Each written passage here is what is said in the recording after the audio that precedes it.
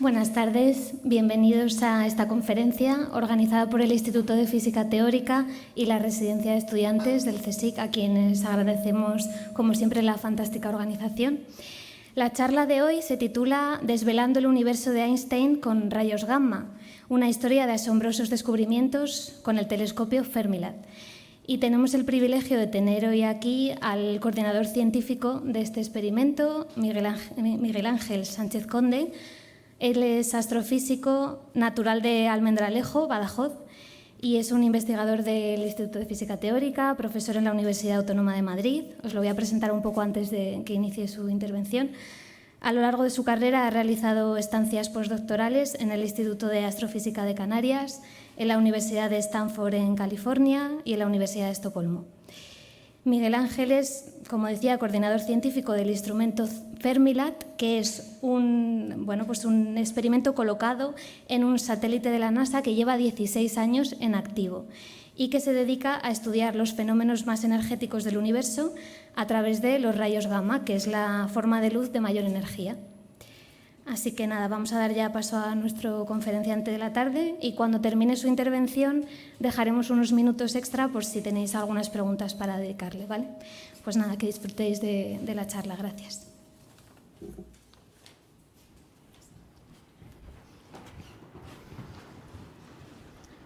Hola, hola, ¿probando? ¿Sí?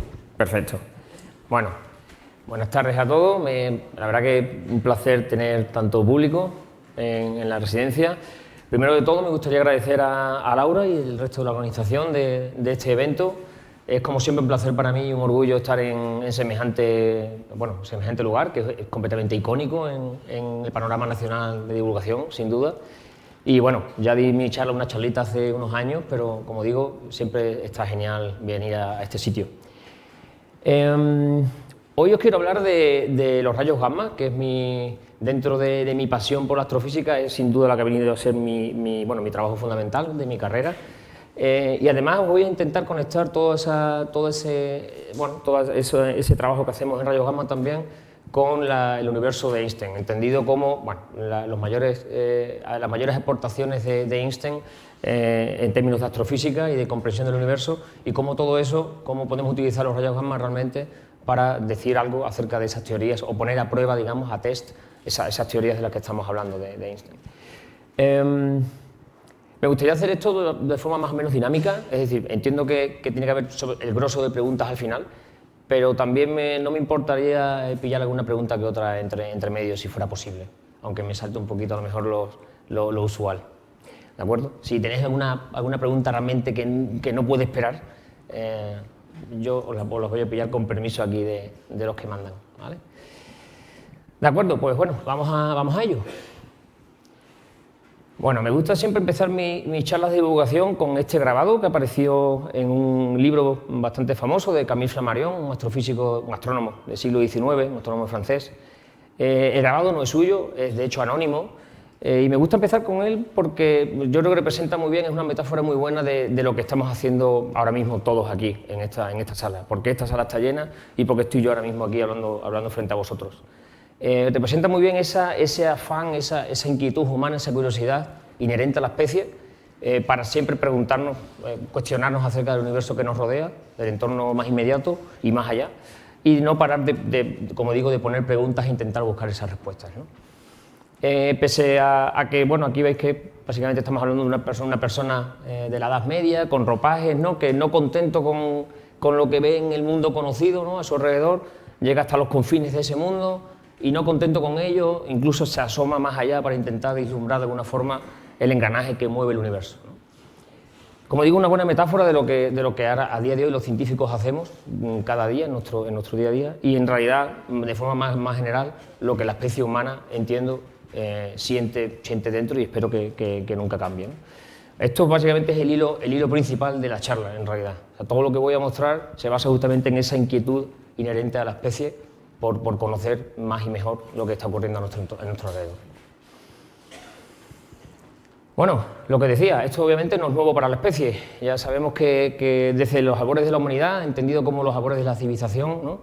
Ya nuestros antepasados intentaban plasmar en aquella época sus conocimientos parcos en ese momento, vistos desde la perspectiva actual, ¿verdad? Sus conocimientos acerca del mundo que los rodeaba. Aquí, por ejemplo, os pongo una imagen arquetípica del asunto, Stonehenge, ¿verdad? Donde básicamente, bueno, las personas que lo erigieron intentaban de alguna forma, como digo, plasmar los conocimientos astronómicos que tenían de ese cielo, ¿no? Hace del orden de 5.000 años, más de 5.000 años, ¿no? Como digo, eso no es nuevo para la especie, toda esta curiosidad innata y ese afán por descubrir y por comprender lo que nos rodea. Sin embargo, coincidiréis conmigo en que hemos hecho algunos progresos últimamente, ¿verdad? Aquí, por ejemplo, pongo una imagen de la Estación Espacial Internacional, más grande que un campo de fútbol.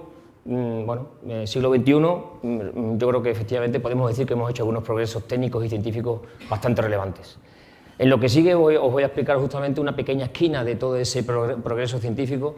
Y bueno, esa esquinita es básicamente la que a mí me toca personalmente, ¿verdad?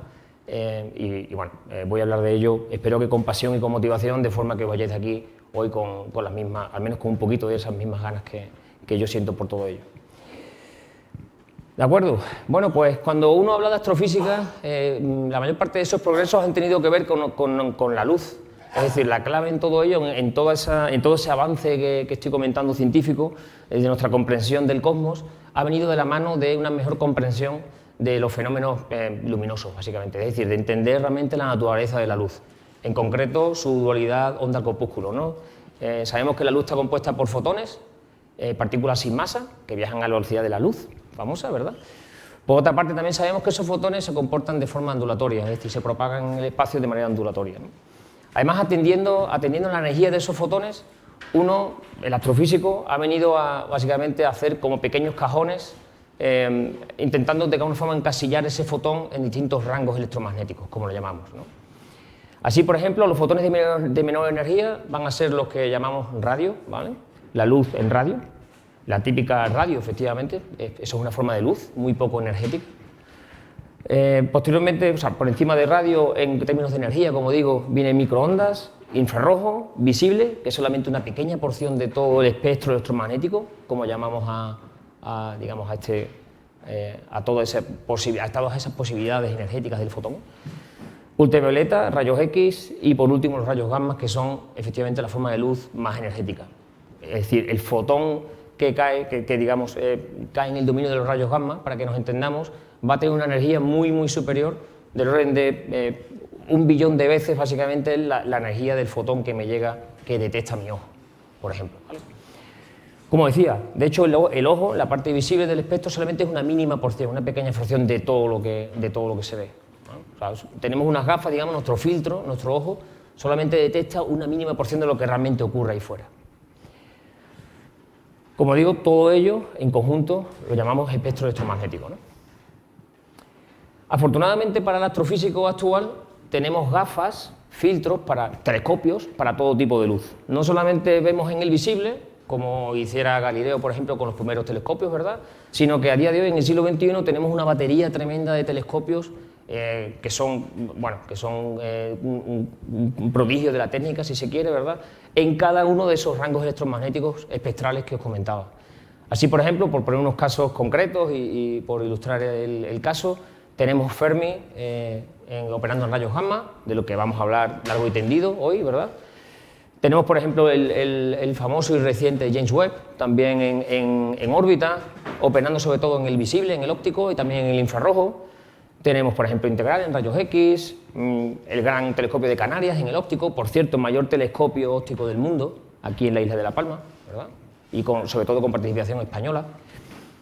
MAGIC, otro telescopio, en este caso también de rayos gamma, en la misma isla de La Palma, y por cierto, el que yo hice buena parte de mi tesis doctoral, hace ya unos añitos. Tenemos, por ejemplo, también Euclid en óptico infrarrojo, el VLA operando en radio y un sinfín de otros telescopios, como digo, que están a nuestra disposición, digamos, para básicamente cubrir todo el espectro electromagnético posible. ¿Por qué esto es tan relevante? ¿Por qué es tan importante para el astrofísico tener toda esa batería de telescopios a nuestra disposición operando en distintos dominios energéticos? No es un capricho. El asunto es que mediante la información que tenemos en cada rango electromagnético del mismo fenómeno, podemos decir, digamos, poniéndolo todo en conjunto, podemos tener una visión global del fenómeno físico que está operando en esa región del cielo. Os pongo un caso muy característico, por ejemplo, el de la nebulosa del Cangrejo. Por cierto, una nebulosa que simplemente es el producto de una supernova, una estrella muy masiva, mucho más masiva que el Sol, que explotó hace en torno a 1000 años, de hecho en el año 1054. Explotó en el año 1054 y dejó tras de sí, en esa explosión, dejó tras de sí todo este material aquí que veis en forma filamentosa, dependiendo de un poco la región electromagnética en la que uno mire. El ojo humano vería algo de este estilo, si sabes dónde mirar. Esto es una imagen real, o sea, se ve de esa manera.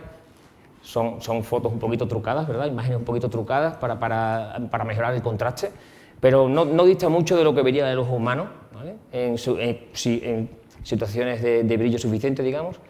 Sin embargo, cuando uno mira el mismo objeto en infrarrojo o en radio, o ultravioleta, rayos X, rayos gamma, veis que la morfología del objeto va variando. Eso es lo que te está indicando básicamente, por ejemplo, si nos vamos a rayos gamma, te está indicando que los fotones de mayor energía, la luz más energética, se produce en el núcleo del objeto. Hay algún proceso físico operando en esa zona del objeto que es capaz de darte fotones de la mayor energía posible. Básicamente vas a tener fenómenos muy violentos, muy energéticos en esa zona, de manera que, como digo, emiten rayos gamma. Sin embargo, si te vas a algo como radio o, como hemos dicho, luz visible, veis que hay muchas más zonas en ese mismo objeto que son capaces de llegar, de emitir luz a ese rango, porque es menos energética, es más sencillo, digamos, de llegar, ¿vale? de emitir, de alguna manera.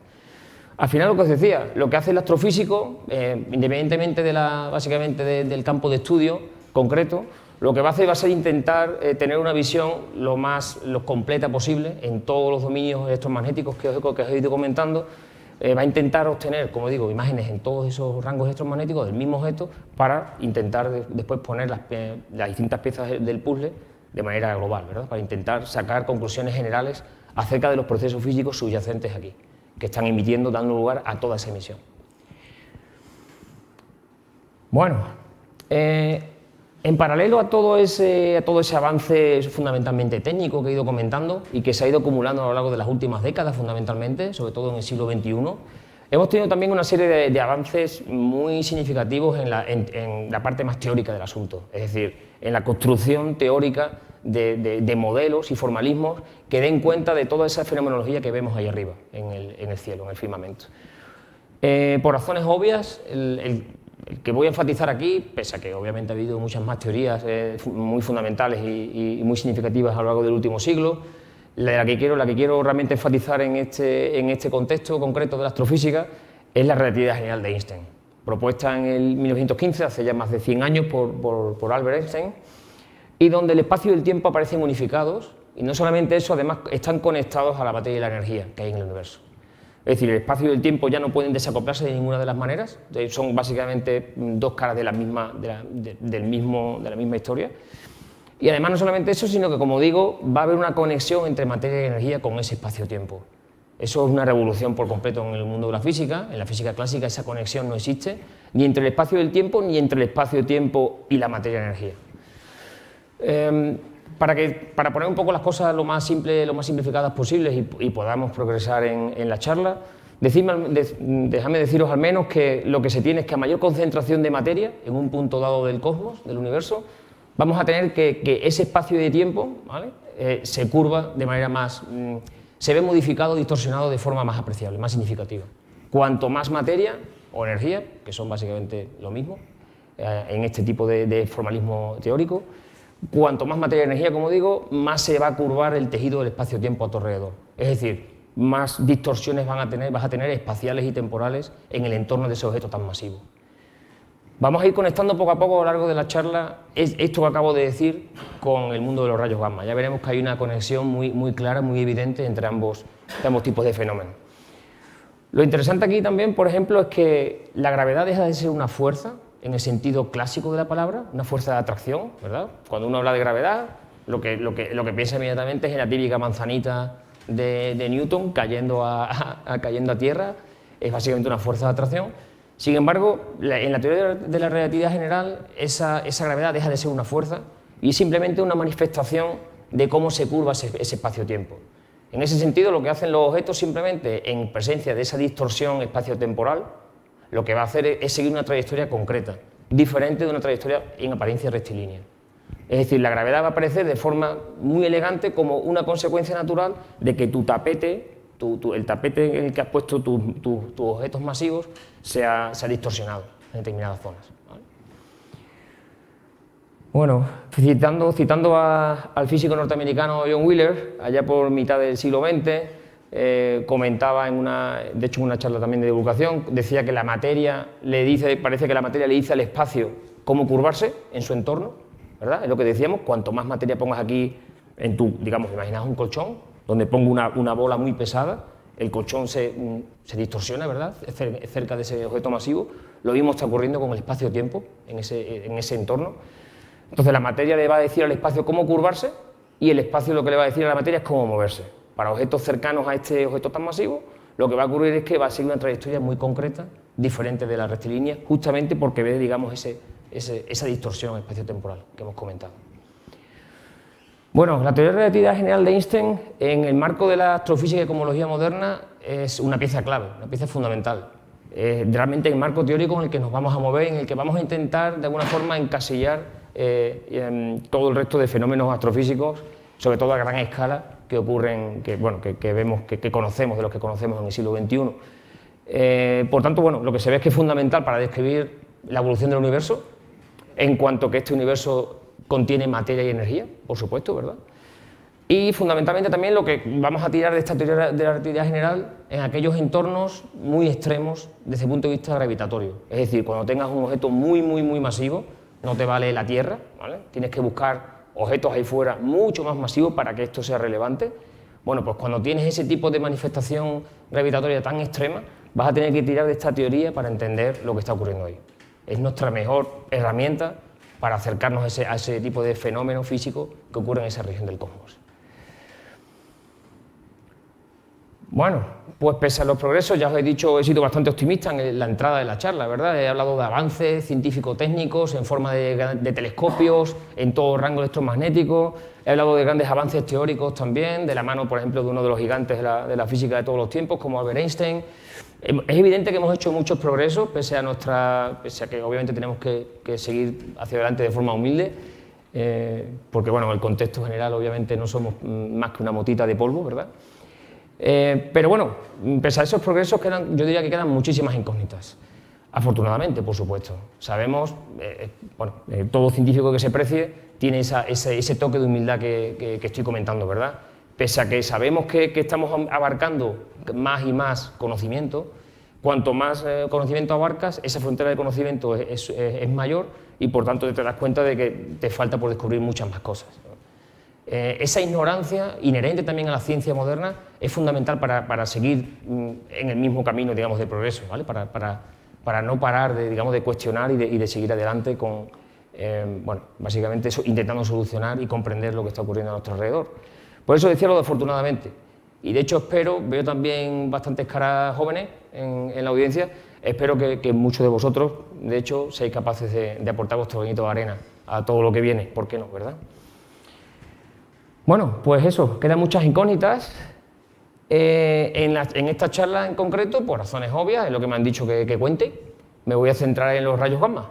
Es decir, como pongo aquí, la última frontera del espectro electromagnético, entendida como, ¿por qué hablo de la última frontera? Pues simplemente porque de hecho es el dominio energético, digamos, de todo ese espectro electromagnético menos conocido. El más incipiente, el más nuevo en el sentido realmente estricto de la palabra. Es decir, mientras que en radio, por ejemplo, tenemos radiotelescopios desde hace muchas décadas, o en el visible empezamos a comprender el universo, a observar el universo desde Galileo, digamos, ¿verdad?, con telescopios. En el mundo de los rayos gamma todo ha ocurrido en las últimas décadas. Y de hecho ha habido una revolución tremenda con el satélite Fermi de NASA, del que hablaré. Vamos a centrarnos en los rayos gamma. Antes de meternos realmente al detalle de todo lo que, de nuestra comprensión de la radiación gamma tal cual nos viene del cosmos, dejadme que haga un hincapié en una diferencia bastante significativa y fundamental de los rayos gamma respecto al resto de frecuencias de energías del fotón aquí, ¿no? Al menos respecto a la mayor parte de ellas. El asunto es que la radiación gamma es una emisión no térmica. ¿Qué quiero decir con eso? Vamos a empezar por la radiación térmica de toda la vida y voy a explicar por qué es de toda la vida. La radiación térmica tiene que ver con temperatura. Simplemente, por ponerlo lo más sencillo posible, según calentamos un material, lo que está ocurriendo dentro de ese material es que los electrones que conforman el material, ¿verdad?, se van a acelerar alrededor de los núcleos. De manera que lo que van a hacer es emitir luz. Al acelerarse dentro de los núcleos, lo que estás haciendo es proporcionar una energía adicional, ¿vale?, en forma de calor, y parte de esa energía se va a radiar. De forma que, como digo, pues emites luz. Emites luz que va a depender de la temperatura justamente del cuerpo. A mayor temperatura, bueno, pues mayor energía de tu fotón saliente. Nos estaríamos moviendo en este rango. Voy aumentando la temperatura y voy teniendo fotones, luz más energética, más y más energética. ¿De acuerdo? Es decir, cada temperatura se va a asociar a una energía de la luz en ese caso. Esto, por ejemplo, es lo que ocurre, por ponerlo también incluso más sencillo, pero en un contexto astrofísico, es lo que ocurre cuando miramos a estrellas de distintos colores. Igual alguno de vosotros ya sabe de qué estoy hablando. Justamente el hecho de que esas estrellas exhiban distintos colores en el cielo tiene que ver con la temperatura a la que está cada una de esas estrellas. Lo que está ocurriendo ahí, como digo, es que ese material, esa bola de gas, se ha calentado hasta una cierta temperatura. De manera que la mayor parte de los electrones, digamos, están emitiendo una cierta frecuencia. Por ejemplo, aquí emiten en rojo, ¿vale? Esto es todo visible, por cierto. Luz visible en rojo, en amarillo, en blanco, en azul.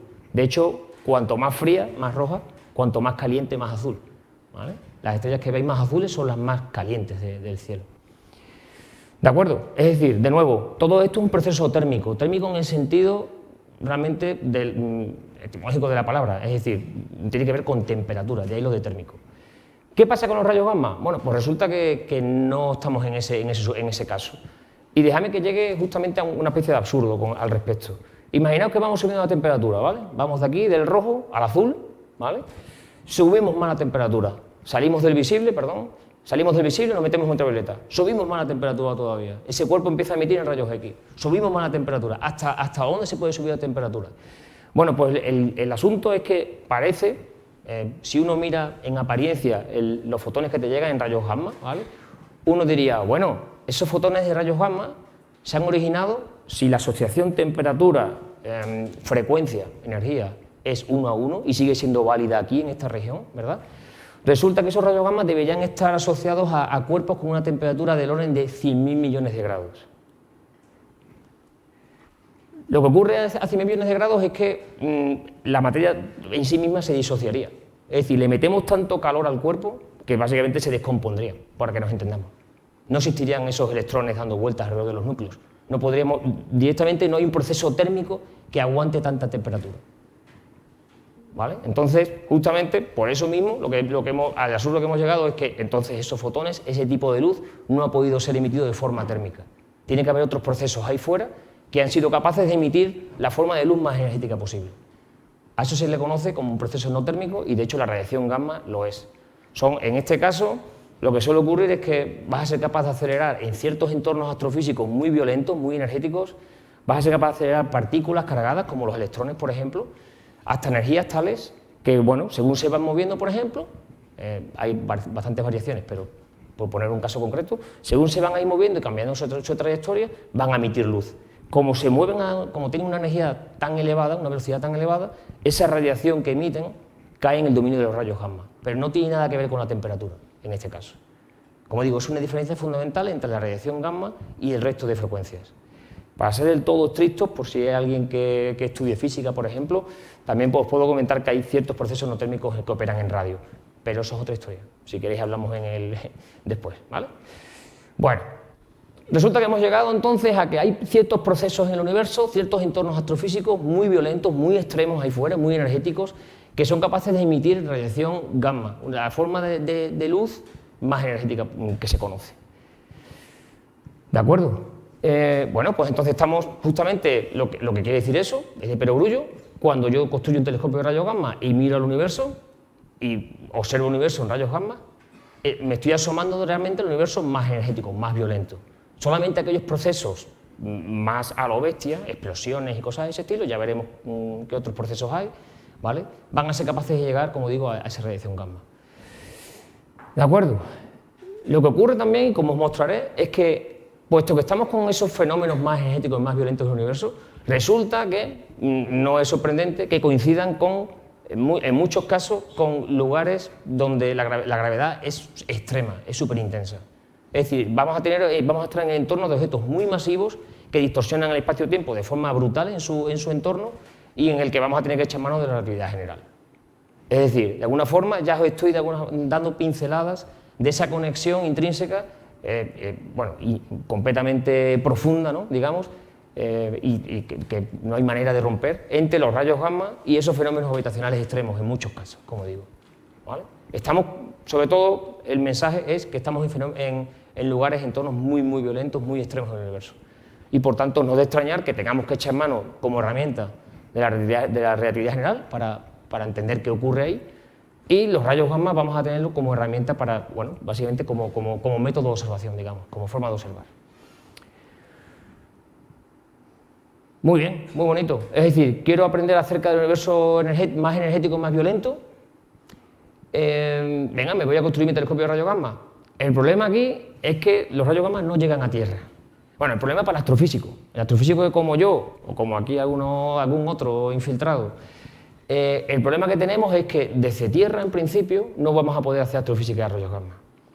¿Por qué? Pues porque la atmósfera básicamente actúa como un escudo impenetrable a esa radiación. Por cierto, por desgracia para nosotros, pero por suerte para la especie humana, puesto que esta radiación es tan intensa, no hubiera permitido, si hubiera llegado a Tierra, no hubiera habido vida, tal cual, hubiera barrido toda posibilidad de vida tal cual la conocemos. Pero bueno, si eres un astrofísico, estás fastidiado, porque en principio no puedes construir un telescopio en Tierra. Os diré que sí que se puede, pero eso es otra historia, eso es otra charla, ¿vale? Lo más evidente que uno puede hacer ante esta situación es decir, bueno, a ver, si no puedo hacer astrofísica gamma, astronomía de rayos gamma desde Tierra, no pasa nada, voy a hacer mi telescopio, pero lo voy a montar por encima de la atmósfera, puesto que es la atmósfera lo que bloquea mi radiación, ¿verdad? Y eso es lo que hacemos con el satélite Fermi de NASA. Hemos hecho un telescopio de rayos gamma que hemos montado un satélite y lo hemos mandado ahí arriba, por encima de la atmósfera. De manera que ahora la radiación gamma sí que nos llega y podemos hacer astrofísica de rayos gamma. Por supuesto, la única pega aquí es que necesita hacer orden de unos 800 millones de dólares para hacer el asunto. No cualquiera tiene acceso a eso, pero en principio se puede hacer, ¿verdad? El satélite Fermi de NASA fue lanzado el 11 de junio de 2008, es decir, han pasado ya más de 16 años de misión desde el Cabo Cañaveral, como digo, una misión de unos 800 millones de dólares y creciendo. Liderada sobre todo por NASA y por el Departamento de Energía de los Estados Unidos. También tiene otro tipo de partners, digamos, de países que contribuyen, como por ejemplo Suecia, Italia, Francia y Japón, fundamentalmente. España no pone dinero ahí, pero pone personal también. Bueno, dentro del satélite Fermi, de hecho, montamos dos instrumentos. Por un lado, lo que se conoce como el GBM, el Gamma Ray Burst Monitor, ¿vale?, que opera a unas energías un poquito inferiores, un poquito por debajo, digamos, de lo que opera el segundo instrumento, que es el Large Area Telescope, o LAT, de sus siglas en inglés. A este segundo instrumento es al que le vamos a dedicar la mayor parte de la charla, y se conoce, a partir de ahora voy a decir simplemente Fermi-LAT, por razones obvias. ¿Cómo opera Fermi-LAT? ¿Cómo opera un telescopio de rayos gamma? ¿Cómo pillamos esa radiación? El asunto de los rayos gamma, de nuevo, no es trivial, no es la típica radiación electromagnética, por ejemplo, como la radiación visible de nuestros telescopios. ¿Por qué eso es así? Pues la razón sobre todo, yo no puedo construir un telescopio, digamos, como el típico telescopio que todos tenemos en mente con lentes y espejos. No puedo construir un telescopio de rayos gamma con lentes y espejos. ¿Por qué? Porque la radiación es tan energética, la longitud de onda del fotón, de la luz, es tan chiquitita que básicamente traspasaría la lente y el espejo, ni la vería. En el mejor de los casos, habría ciertos impactos entre tu rayo gamma y la lente y el espejo, pero en ese caso esos impactos lo que harían serían, digamos, incidir en el material y pierdes el rayo gamma, ¿verdad? No serías capaz de utilizar eso para una imagen. En el típico telescopio, básicamente desde radio hasta rayos X, lo que se hace es utilizar lentes y grandes espejos colectores para enfocar la luz donde tú quieres, en el plano focal, donde tú pones el detector. Aquí, como digo, eso no es posible. El espejo y la lente, el gamma ni se va a enterar, ni se va a coscar, ¿vale? Necesitamos ir a otro tipo de fenómeno físico. Aquí es donde la física, proporciona una solución de esas que son elegantes y bonitas, en mi opinión, y que la verdad es que el físico cuando le da al coco, al final encuentra la manera siempre de hacer aquello funcionar, ¿verdad? En este caso lo que se hace es que Fermi utiliza lo que se conoce como producción de pares electrón-positrón. Lo que va a ocurrir es lo siguiente. Lo que ocurre es lo siguiente. Tenemos el satélite Fermi, esto es básicamente Fermilab, ¿de acuerdo? Está constituido por una serie de torretas donde hay unas capas de tungsteno y silicio. El rayo gamma incidente entra, pega, impacta contra una de las capas de tungsteno, básicamente, y lo que ocurre es que genera, debido a toda la energía que llevan, ese impacto lo que va a generar es un electrón y un positrón. Además, como lleva tanta energía, el electrón y el positrón van a tener también una cierta velocidad y van a seguir una cierta trayectoria dentro de toda esa torreta, ¿vale? Este es rayo gamma, aquí se produce el electrón y el positrón, ellos dos se propagan a lo largo del detector, vamos midiendo lo que está haciendo y mediante justamente la reconstrucción de sus trayectorias somos capaces de decir de dónde viene el rayo gamma incidente, que generó en primer lugar ese par de positrón y electrón. Además, al final de la torreta hay un calorímetro que también te mide la energía. Es decir, se deposita al final ahí toda la energía del rayo gamma, por simplificarlo, ¿verdad? Y con toda esa información ya podemos reconstruir la trayectoria del rayo gamma incidente y además su energía. Es decir, estamos haciendo astrofísica de altas energías, de rayos gamma, sin enfocar ningún fotón aquí. ¿Qué pinta tiene el cielo de rayos gamma? Si nuestros ojos fueran, en lugar de trabajar en el visible, fueran un telescopio de rayos gamma, si tuviéramos un filtro para ver lo que ocurre en rayos gamma y mirásemos al cielo, ¿qué pinta tendría? Bueno, pues estos son datos reales del telescopio Fermilab tras muchos años de observación, de todo el cielo. Aquí estoy mirando todo el cielo. Como es una representación un poco extraña, he puesto aquí unos dibujitos para que nos entendamos, ¿vale? Voy a ir sobre ellos, ¿no? Básicamente estamos haciendo aquí el mismo tipo de proyección a 2 dimensiones que hacemos con el mapa con la Tierra. Tenemos la esfera de la Tierra, ¿verdad? Normalmente lo que hacemos para plasmarlo en el papel, en la pantalla, simplemente lo que hacemos es, digamos, abrir esa esfera y ponerlo en el papel en 2D, ¿verdad? El típico mapa mundi, ¿de acuerdo? Pues estamos haciendo algo parecido, pero con la esfera celeste. Tenemos la esfera celeste, la abrimos, usamos un cierto sistema de coordenadas, una cierta transformación de coordenadas para proyectarlo al papel, digamos, ¿vale? Y tenemos este tipo de representación, que como digo es básicamente el mapa mundi, pero del cielo. Esto, como digo, es para rayos gamma. Como veis, bueno, por cierto, las zonas azules donde menos rayos gamma hay, las zonas rojas donde más rayos gamma hay. Además, he utilizado un sistema de coordenadas tal que el centro galáctico, el centro de nuestra galaxia, está aquí en el centro de la imagen. El disco de nuestra galaxia, sabéis que nuestra galaxia es una galaxia espiral, ¿verdad? Con brazos espirales. El disco de nuestra galaxia, es todo lo que ocurre aquí, toda esta emisión difusa, digamos, donde tenemos la mayor parte de radiación gamma. Eso es así justamente por los mecanismos que te producen rayos gamma. Necesitas básicamente partículas cargadas moviéndose en el entorno de la galaxia y por tanto van a venir normalmente de nubes de gas, de explosiones de estrellas, nacimiento de estrellas. Todo ello te va a dar de alguna forma las energías necesarias para acelerar partículas hasta el punto en que van a emitir radiación gamma. De ahí que se concentre casi todo donde las estrellas y el polvo y el gas están. ¿De acuerdo? Bueno, pues si intentamos catalogar todos los objetos que conocemos ahí, que vemos ahí, estamos en torno a unos 7.200 objetos actualmente. Es decir, el cielo de rayos gamma contiene 7.200 objetos con la sensibilidad de nuestro instrumento actualmente, con la sensibilidad de Fermilab. La mayoría, por cierto, son de fuera de nuestra galaxia. Sabemos que estos puntitos que veis por aquí, la mayor parte van a ser galaxias distantes. Ahora hablaré de todo ello. De esos 7.200, como digo, la mayoría van a ser extragalácticos, como decimos. Y aparte también, como he puesto aquí, hay un montón de emisión difusa en todo, básicamente a lo largo de todos esos brazos espirales del disco, por el tipo de cuestiones que comentaba anteriormente. La forma en que los mecanismos físicos de emisión de radiación gamma, ¿no? Bueno, ¿qué ocurre a otras longitudes de onda? Uno puede echar un vistazo a lo que ocurre, por ejemplo, para el ojo visible, ¿no? Invisible, para el ojo humano. He puesto aquí el cielo de nuestros ojos, en realidad más quisiéramos nosotros tener esta resolución, ¿vale? Aquí hay del orden de 1.800 millones de objetos, todos ellos catalogados, con el satélite Gaia, de la ESA, por cierto. ¿De acuerdo? Eso equivale aproximadamente a como un 1% de las estrellas que hay en toda nuestra galaxia. En nuestra galaxia hay como unos 100.000 millones de estrellas, estamos hablando de 1.000 y pico millones tal cual, así bote pronto. Estamos hablando del 1%, de que el 1% de las estrellas de nuestra galaxia se han catalogado básicamente gracias a esta misión, a Gaia. Fijaos, hay diferencias muy apreciables, muy claras. Sin embargo, sigue estando básicamente la idea de que a lo largo de los brazos espirales, por supuesto, es donde vamos a tener la mayor parte de la emisión. Aquí hay un montón de estrellas, ¿no? La mayor parte de esos 1.800 millones están localizados en el plano galáctico, en el disco de estrellas, por supuesto. Diréis, pues macho, una charla para 7.200 objetos frente a 1.800 millones en el visible, estáis un poquito en pañales. Efectivamente, estamos en pañales. Lo dije al principio. En el dominio energético de los rayos gamma, nuestro conocimiento es bastante más limitado. Sabemos mucho menos de ese dominio electromagnético que de cualquier otro. Y en concreto en el visible es donde nos hacemos grandes, ¿no? Porque bueno, llevamos muchos años operando en ese dominio, ¿verdad? Bueno, pese a que pueda parecer que esta comparación es casi que da un poco... es sonrojante, ¿no? 7.200 objetos a 1.800 millones de objetos, por ejemplo, en el visible. Os puedo decir que realmente ha habido una revolución con Fermi.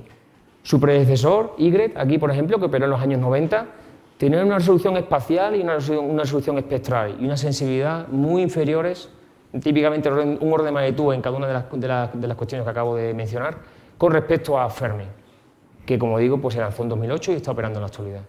Es decir, Fermi realmente ha revolucionado la astronomía de rayos gamma y nuestra comprensión del universo más violento, más energético. Por intentar ser más cuantitativo en esta cuestión, simplemente comparar el número de fuentes que conocíamos allá cuando la misión Ygritte terminó, a finales de los 90, como digo, se conocían 271 fuentes. Eso fue toda la misión Ygritte. Fue todo un logro, por supuesto. En ese momento estaba abriendo poco a poco esa ventana nueva, estábamos descubriendo esa nueva ventana al universo. 271 fuentes frente a 7.200 en la actualidad. Es decir, ha sido realmente un cambio muy significativo, muy sustancial. No solamente en número de fuentes, sino también, como digo, pues en resolución espectral, es decir, en energía y espacial. Veis que aquí está todo como mucho más conciso, ¿no? Tenemos realmente mucha más resolución angular en esta imagen que en esta, ¿no?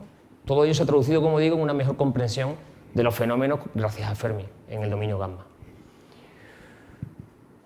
Bueno, ¿qué tipo de objetos tenemos? Estoy hablando de 7.200 objetos. Vamos a echar un vistazo bueno, qué tipo de fuentes están emitiendo en el cosmos a esas energías tan descomunales que estamos hablando. El primer tipo de fuente, la fuente con diferencia más mayoritaria en número en nuestros catálogos de Fermi, en rayos gamma, son los agujeros negros supermasivos.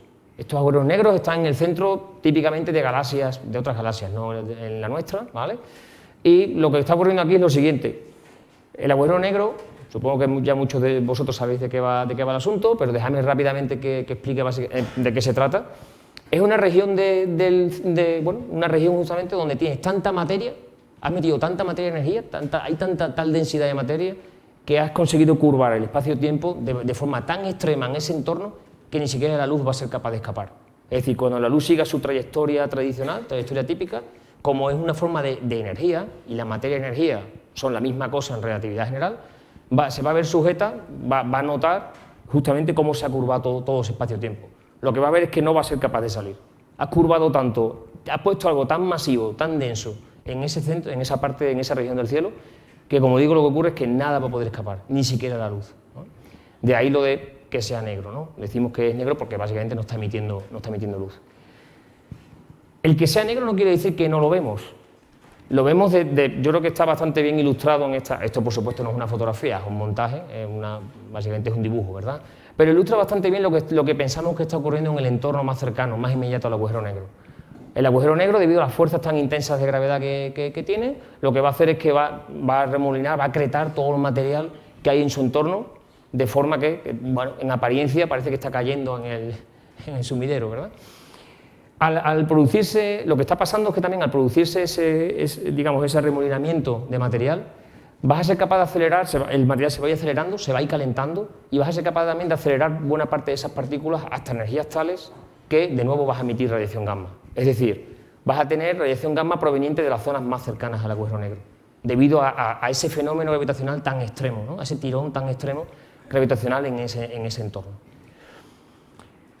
Por eso mismo, lo que va a ocurrir es que, obviamente, estudiando la radiación gamma de esos agujeros negros, vas a estar, digamos, conectando, también vas a estar aprendiendo acerca de las propiedades del propio agujero negro, que da en primer lugar bueno, a todo ese fenómeno que se aprecia ahí, ¿verdad?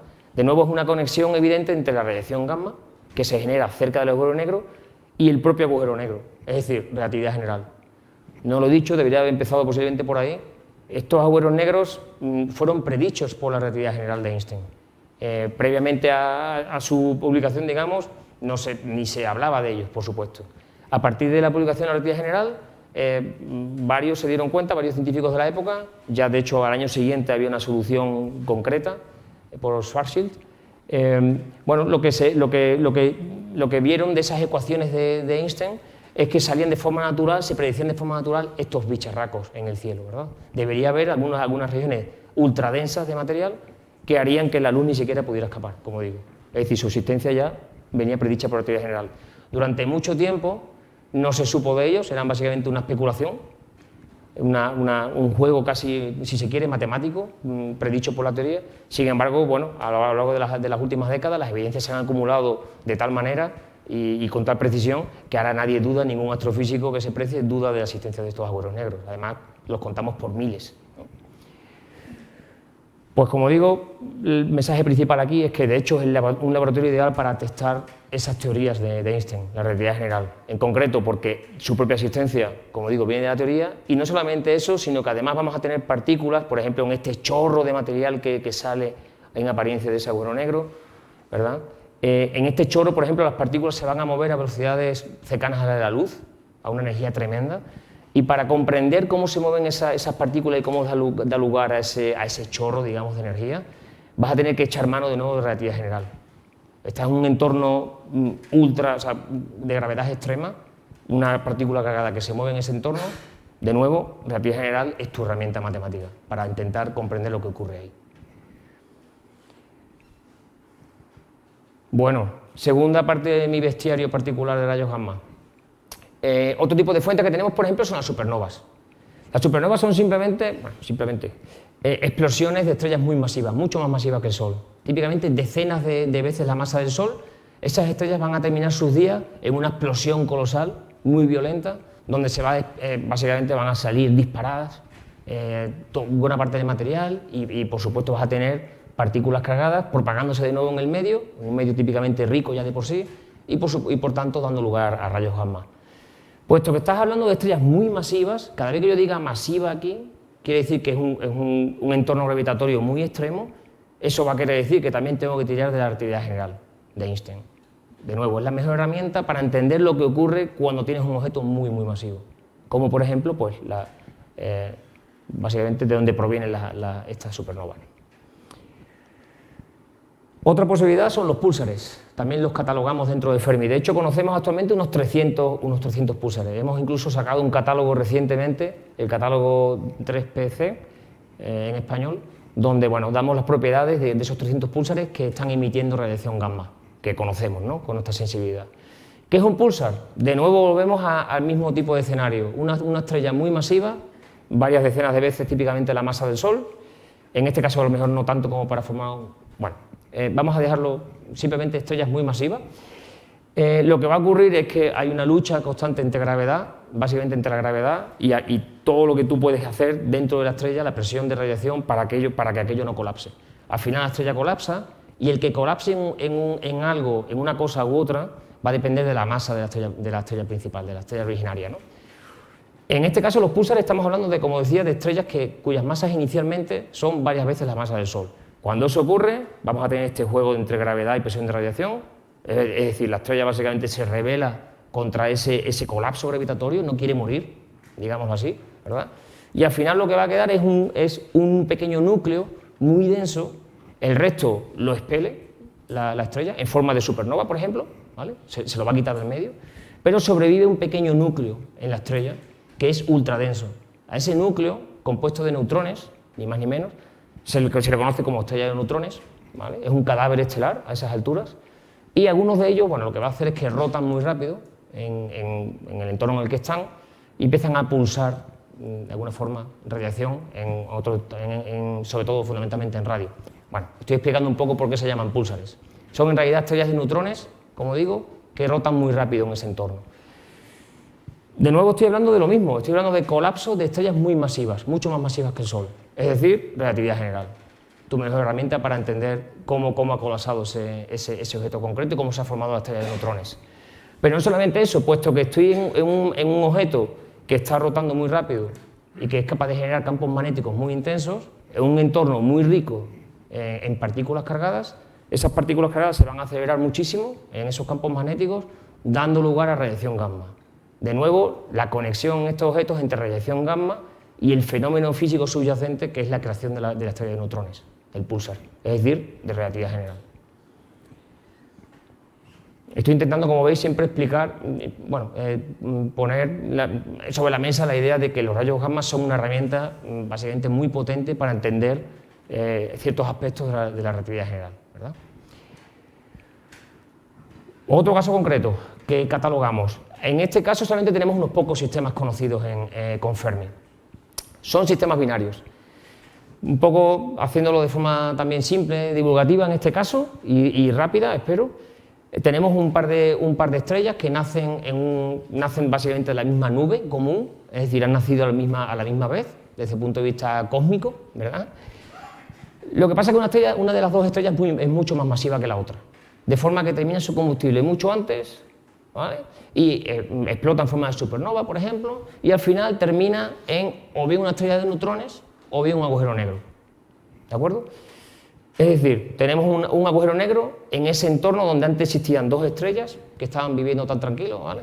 Resulta que una se ha convertido en un agujero negro y ha empezado a robarle material a su compañera, de forma que el material se empieza a remolinar en torno al agujero negro. Cuando eso ocurre, al final incluso en algunos casos vas a tener chorros de material. Por cierto, el origen de esos chorros no se entiende todavía muy bien, está bastante abierto el asunto, cómo pasas de tener material en ese disco de acreción a esos chorros, pero bueno, eso es otra cuestión. Y básicamente lo que vas a tener aquí es una especie de escenario de este estilo que ocurre en el centro de galaxias distantes y que tienen, en este caso estás hablando de un bicharraco de millones de veces la masa del Sol, en este caso estás hablando de un agujero negro de varias veces la masa del Sol. Es como una especie es el mismo escenario pero en miniatura. Está ocurriendo lo mismo que ocurría en otro caso que he explicado, pero en este caso, como digo, el agujero negro es mucho menos masivo, más chiquitito que los otros, ¿vale? Pero está ocurriendo básicamente el mismo tipo de fenómeno. Entonces ya sabemos que esperamos lo mismo, radiación gamma de las zonas más cercanas al agujero negro y, por supuesto, puesto que tienes un objeto ultra compacto con una gravedad extrema, vas a tener que echar mano de la relatividad general para explicar el fenómeno que tiene lugar ahí. La radiación gamma va a ser tu observable, te va a ayudar también a poner, digamos, a entender con tus ecuaciones que realmente en detalle qué es lo que ha ocurrido ahí. Otra opción, la última que voy a mencionar aquí, son las galaxias de alta formación estelar, por ejemplo. En este caso son galaxias que pueden ser, típicamente son bastante más masivas que la nuestra, pero pueden ser también del mismo tipo, donde por unas razones o por otras se están formando estrellas de forma continuada y muy activa. O sea, realmente son galaxias que están, como digo, tienen una tasa de formación estelar muy alta, ¿no? En ese caso, bueno, estás básicamente terminando también, muchas de esas estrellas van a terminar su vida como supernovas, expeliendo material al medio, etcétera. Y vas a tener, por ese mismo tipo de procesos, los mismos que he mencionado antes, radiación gamma al final. Fenómenos especialmente violentos y energéticos en galaxias particularmente activas. En este caso también conocemos solamente unas poquitas de galaxias. En todos esos 7200 objetos que os he comentado de Fermi, hay unas poquitas que entrarían en esta categoría. En realidad, todas las galaxias deberían ser en mayor o menor medida, deberían emitir cierta radiación gamma, ¿vale? Pero bueno, simplemente es una cuestión de sensibilidad también de nuestros instrumentos. Aquí tenéis un poco el resumen de todo lo que he dicho en cuanto al bestiario del mundo gamma, ¿no? de los rayos gamma. Tenemos todos esos 7200 objetos, en torno al 62% son esos agujeros negros supermasivos en el centro de galaxias distantes. Se conoce de forma técnica como AGN, de sus siglas en inglés, Active Galactic Nuclei. Bueno, luego tenemos una porción aquí de púlsares y otro tipo de objetos galácticos, como por ejemplo sistemas binarios, que solamente constituyen una pequeña porción de todos esos 7200 objetos. Y bueno, me gustaría llamar también un poco la atención acerca de esa básicamente una cuarta parte del catálogo actual de Fermi, es decir, de las fuentes que conocemos en el mundo gamma, en la actualidad, que están básicamente no identificadas a día de hoy. Es decir, no sabemos qué son. Una cuarta parte de nuestro catálogo está constituido por objetos que no sabemos qué son. Eso no quiere decir que sean objetos especialmente exóticos y que nos estamos perdiendo algo gordo. Podría ser. Y de hecho yo personalmente quiero creer que eso es así. Pero en realidad lo que sabemos que ocurre en la mayor parte de los casos es simplemente que la resolución espacial, espectral y sensibilidad de nuestro instrumento no da para tanto. Es decir, por ejemplo, tenemos dos objetos por aquí muy pegados uno con el otro, Fermi los va a ver juntos. No va a haber forma de diferenciar entre ambos, ¿vale? Vamos a tener mucha complicación a la hora de decir si esto es un púlsar o si esto es un agujero negro, etc. Ante ese escenario de confusión lo dejamos no identificado, simplemente. Hay todo un trabajo tremendo ahora mismo de gente dentro de la colaboración Fermilab, que opera el telescopio, para dilucidar la naturaleza última de esa cuarta parte del catálogo. Bueno, otros tantos de nosotros también queremos pensar que hay algo que se nos escapa dentro de esa cuarta parte, hay algo que es realmente exótico en su naturaleza, que es algo que va más allá de todo ese bestiario que he ido comentando, ¿vale? O sea que queremos creer que también hay sorpresas aquí. No me resisto a meter en el bestiario las ondas gravitacionales, porque estamos hablando de Einstein, relatividad general, rayos gamma, uno tiene que hablar de ondas gravitacionales. En realidad no hay nada en ese bestiario todavía, en todo ese catálogo de fuentes que os he mostrado, ¿vale? Aquí no hay ningún emisor de ondas gravitacionales.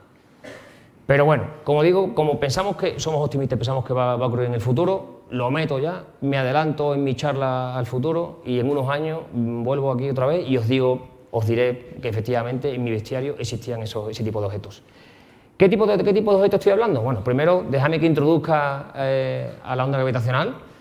En este caso estamos hablando de una perturbación del espacio-tiempo que es producida por un cuerpo masivo que está acelerado. Es decir, antes recordad que estamos distorsionando el espacio-tiempo cuando tenemos un objeto muy masivo. Cuanto más masivo, más se distorsiona todo su entorno, todo el tejido espacio-temporal. ¿De acuerdo? Aquí no solamente tenemos eso, aquí tenemos además que ese objeto muy masivo está acelerado. La aceleración no tiene por qué ser rectilínea, puede ser circular, por supuesto, ¿verdad? Como en este caso. Le doy otra vez. Aquí en este caso tenemos, por ejemplo, un par de estrellas de neutrones, de esas que os comentaba antes, ultradensas, ¿verdad? Objetos muy masivos que orbitan una en torno a la otra. Orbitan una en torno a la otra quiere decir básicamente que están cambiando su trayectoria y por tanto hay aceleración, por supuesto, ¿verdad? En presencia de esa aceleración y ese cuerpo masivo, lo que va a ocurrir, de acuerdo a la teoría de la relatividad general de Einstein, lo que va a ocurrir es que se va a generar una serie de ondas gravitacionales en el tejido espacio-temporal. Va a haber distorsiones que van a viajar a la velocidad de la luz en ese tapete espacio-temporal y que se va a propagar en forma de ondas. A eso se le conoce como onda gravitacional. Como digo, predicha por la teoría de la relatividad general. Si lo ponéis en contexto es impresionante.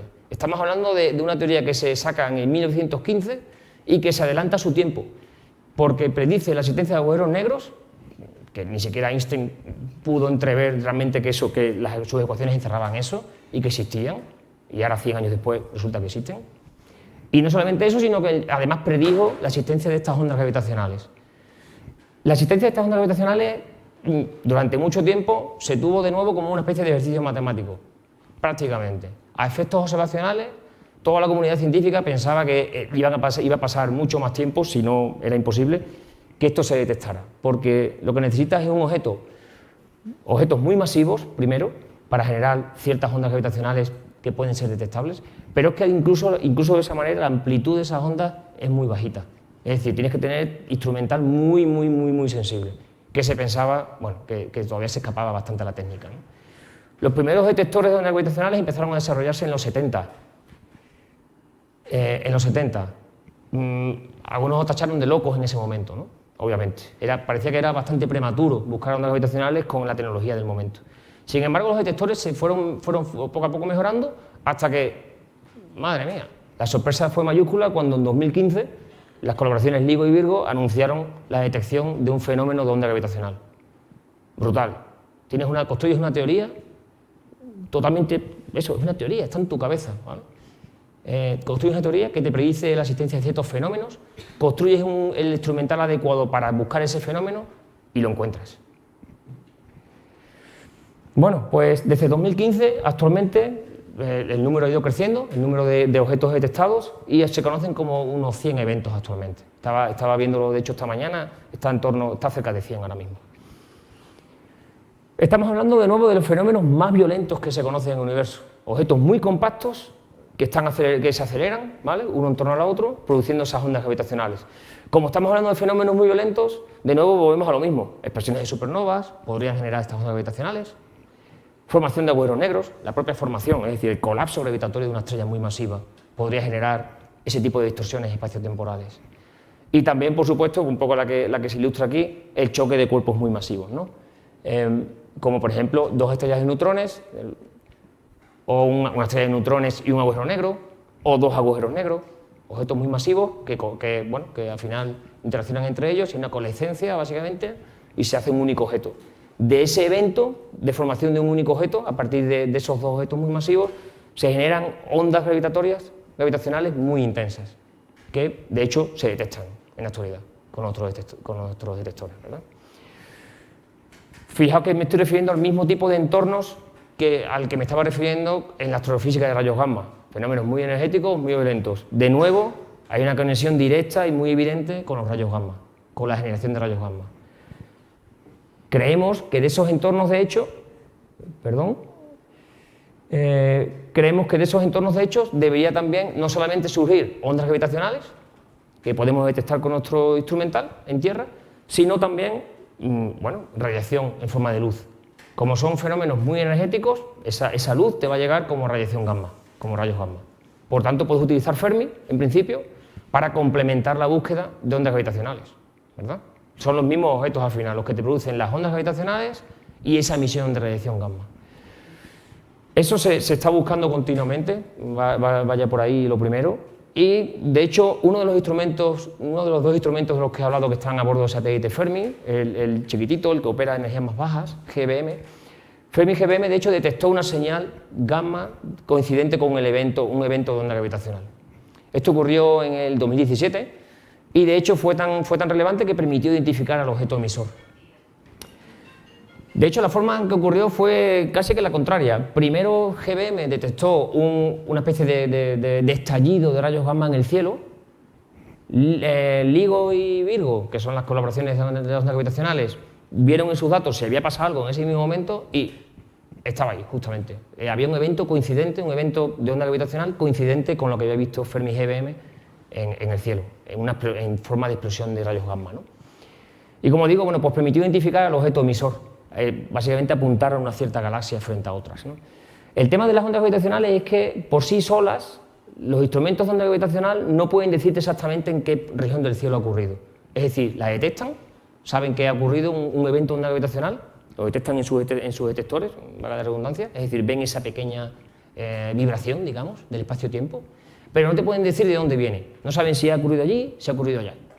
Tienen un error, digamos, una incertidumbre muy grande en el cielo.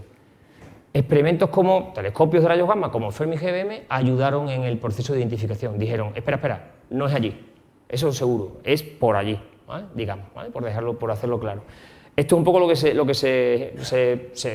ve en esta zona, en este dibujo, ¿verdad? Tenemos la esfera celeste, la región favorecida por LIGO y Virgo y la región por Fermi GBM también. Al final hay una zona donde la probabilidad es máxima de que ocurra ese evento. Se miró en el óptico con ciertos telescopios, ¿vale? Y al final se encontró justamente pues que había un objeto que estaba emitiendo más radiación de la cuenta respecto a las imágenes previas y por tanto, pues como digo, se identificó justamente el objeto emisor, ¿vale? En este caso eran de hecho dos agujeros negros chocando uno con el otro. Eso abrió totalmente lo que se vino a llamar a partir de entonces la astrofísica de multimensajeros. Multimensajero porque tienes un tipo de mensajero que es el fotón, la luz gamma, y otro mensajero en forma de onda gravitacional. Son dos tipos, no es radiación electromagnética, es algo más, es radiación gravitatoria, si se quiere. ¿Vale? Ahora estás combinando ambas cosas, ondas gravitatorias con luz, tal cual. Y esa astrofísica de multimensajero proporciona, como podéis imaginar, una información tremenda acerca de lo que está ocurriendo ahí. Tienes básicamente tienes mucha más información, una información complementaria acerca del mismo fenómeno. Un poco lo que os decía al principio de la charla, ¿verdad? Cuanto más telescopios tengas barriendo todo el rango electromagnético y además incluso tienes ondas gravitacionales, etcétera, al final vas a poder poner todo, digamos, vas a tener una visión global más robusta acerca del fenómeno que ha tenido lugar. Por ejemplo, aquí os pongo casos concretos, vas a saber más acerca de los mecanismos de emisión subyacentes, la naturaleza, por supuesto, de los objetos que dan lugar a esa señal, incluso, no entro ahí porque sería otra charla en sí misma, el ritmo de expansión del universo. Se puede utilizar el hecho de que tienes luz de ese evento gravitatorio en paralelo, digamos, puedes utilizarlo para intentar saber algo acerca de cómo se expande, cómo de rápido se expande el universo, y un largo etcétera, como pongo aquí. Os he hablado de Fermi GBM. En el caso de Fermilab no hemos detectado ninguna contrapartida, digamos, en rayos gamma de este tipo de eventos gravitacionales. Esperamos que eso ocurra en el futuro cercano. Mientras tanto, lo que sí hacemos, por supuesto, es realizar un seguimiento continuo de todos esos eventos. Constantemente vamos mirando, es decir, los detectores de onda gravitacional detectan algo, nos mandan enseguida la alerta, miramos, vemos si tenemos algunos datos, no tenemos nada, seguimos, y así constantemente. Estamos realizando realmente un seguimiento constante. Por último, cómo no, porque es justamente en lo que yo más trabajo, en ese bestiario, de nuevo no me resisto tampoco a meter otro objeto exótico, si se quiere, y es la aniquilación de materia oscura. Así puesto, suena chino, y voy a intentar explicaros un poco de qué va el asunto en los próximos 5 minutos. Bueno, lo primero es entender que la materia visible en el universo, todo lo que vemos ahí fuera, gas, estrellas, planetas, galaxias, vosotros y yo, todo lo que vemos, esa materia ordinaria compuesta de átomos, ¿vale?, es solamente una pequeña fracción de lo que pensamos ahí fuera. En principio debería haber, según nuestras cuentas, según nuestras observaciones, que ahora hablaré un poquito de ellas, lo que pensamos que ocurre es que esa materia visible es solamente la punta del iceberg. ¿Cómo de punta del iceberg? Pues de acuerdo a nuestros modelos, a nuestro mejor conocimiento del cosmos en el año 2024, ¿vale?, de acuerdo a nuestros modelos, la materia visible es solamente el 5% de todo el universo, de todo lo que hay ahí fuera. Es decir, nos estamos perdiendo la inmensa mayoría. Nuestros ojos solamente ven, como digo, el 5%. Todo lo que se os puede ocurrir, todo lo que se puede venir a la cabeza, está en ese 5%. En realidad lo que parece que nos dicen nuestros datos y la forma en que hemos montado nuestra teoría cosmológica actual es que en torno a un 27% está constituido de una materia oscura que no emite ni absorbe luz y que es algo diferente completamente de los átomos, es algo radicalmente diferente, exótico en ese sentido. Y el 68%, es decir, la mayor parte de hecho del universo, 2/3 partes básicamente, están constituidos de lo que conocemos como energía oscura, un tipo de energía enigmática que se comporta de forma diferente al resto de energía que conocemos y que en sí misma se correspondería a otra charla. Así que la dejo ahí, también porque tiene menos que ver con la radiación gamma, y nos vamos a centrar en esa cuarta parte, digamos, de componente, de ingrediente, digamos, del universo, como materia oscura. Voy a hacer la conexión incluso más explícita con la relatividad general en este caso. La relatividad general, ya os dije, que relaciona de alguna forma el contenido de materia y energía con el espacio-tiempo, ¿verdad? Por eso mismo, la teoría de la relatividad general es la teoría que utilizamos a día de hoy los cosmólogos para explicar la evolución del universo. En el universo hay una cierta cantidad de materia y de energía, y esa cantidad de materia y energía, de acuerdo a esa teoría que tú tienes, ¿no?, a ese marco teórico que tú tienes, va a decir básicamente cómo se comporta el espacio-tiempo. De hecho, lo que se piensa es que si tienes una cantidad de materia y energía suficiente por encima de un cierto umbral en el universo, lo que va a ocurrir es que el propio universo va a colapsar sobre sí mismo. La expansión llegará un momento en que ocurre de manera opuesta, digamos, decelere, y al final aquello colapse de hecho sobre sí mismo. Como digo, si tienes suficiente cantidad de materia y energía en el universo, de acuerdo a la relatividad general. Si no tienes suficiente, lo que va a ocurrir es que ese universo se va a seguir expandiendo indefinidamente. ¿En qué universo estamos? Buena pregunta. Pensamos que estamos justamente en el universo crítico, digamos, pegado justo al umbral, a ese umbral que separa aquel colapso, digamos, de una expansión indefinida, ¿no? Lo que en ese punto, digamos, ¿cómo diría? En ese comportamiento asintótico del universo, lo que va a ocurrir es que nunca va a haber un colapso. Pensamos que se va a expandir esto de forma indefinida, ¿no? Bueno, pues ahí está el tema. Estás basando esa evolución y destino último del universo en una teoría, en un marco teórico, en la relatividad general, que supone estos ingredientes en estas cantidades. No estaría de más entender de qué está constituido cada ingrediente. Resulta que los rayos gamma nos van a proporcionar una herramienta muy potente para arrojar luz acerca de esa materia oscura en concreto. Como decía, hay mucha evidencia observacional, no quiero entrar en detalle ni mucho menos al respecto, ¿vale? Simplemente dejadme que mande el mensaje de que hemos ido acumulando durante los últimos 90 años, básicamente, una cantidad un cúmulo de evidencias a todas las escalas. Da igual que seas un astrónomo trabajando en el sistema solar un poquito más allá, digamos, la vecindad solar, da igual que seas un astrónomo que solamente se dedique a entender lo que ocurre en nuestra galaxia, da igual que estés estudiando cúmulos de galaxias, da igual que estés estudiando el universo en su conjunto, siempre vas a tener que imaginar, que meter, digamos, en tus datos, suponer en tus datos una cantidad adicional de materia en forma de esta materia oscura que estoy comentando. Una materia que no emite ni absorbe luz y que no está constituida de átomos. Y que fue, de hecho, el objeto de la charla anterior que di hace 7 años en esta residencia. O sea que podéis echar un vistazo si queréis entender un poquito más de qué estoy hablando. Sería una charla en sí misma, como digo.